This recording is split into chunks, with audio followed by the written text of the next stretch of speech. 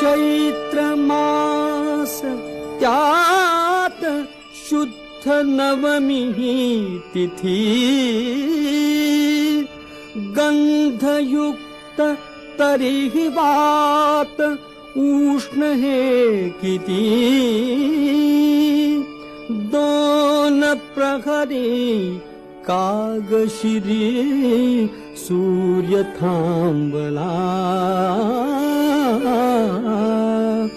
राम जन्मला ग सखी राम जन्मला